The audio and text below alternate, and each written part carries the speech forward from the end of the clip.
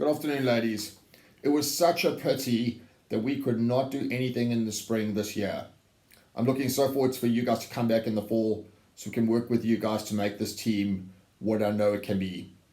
Over the next few weeks, we're going to be going over a series of videos to discuss tactics and the way we want to play here at Tiffin. I'm going to be talking to you about how we play the 4-2-3-1. We're going to look at advantages of that system. We're going to look at roles within the system, and we're going to look at how you can manipulate the system to get an advantage in any game. It is important to understand that the system does not really mean anything. That is merely a starting position. We're going to talk a lot about how you manipulate space and how you change your shape within the game in order to get an advantage in terms of attacking. There are two things I want you to think about for a system to be successful. The first thing, energy. If you have the right energy, any system will work.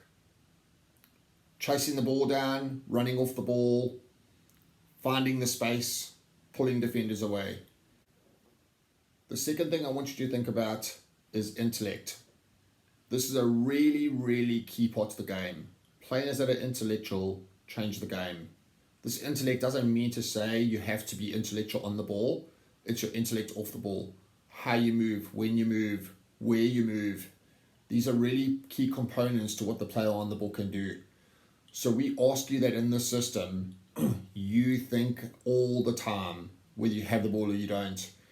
This thinking creates great team shape and it creates great energy because players are always moving and shifting the opponents around. Let's talk about player roles. Player roles are extremely important in the success of how a team will play.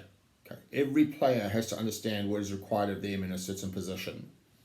Don't do too much.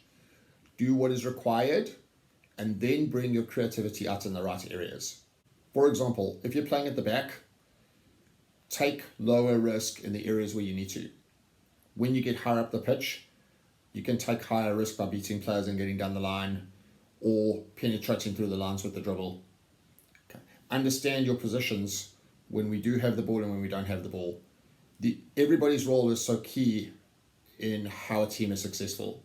So what I want you to think about every time that you are going out to train or every time you're going out to play is think about what your role is going to be that is going to help this team succeed. This is our starting shape. I want you to notice a couple of things.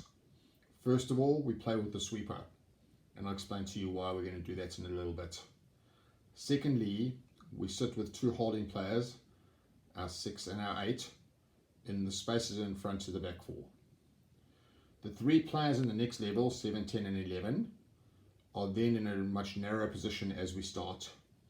They will not stay in those positions. We'll talk to you all the time about finding space and moving into the gaps.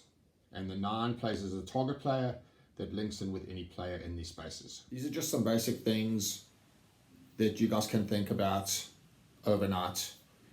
The next videos, we're going to start to talk about roles within the system and how players can adjust their shapes within the system and what players have to do to help their teammates out when they're in certain parts of the field. So we will elaborate a lot more on how the system works and what makes it function effectively.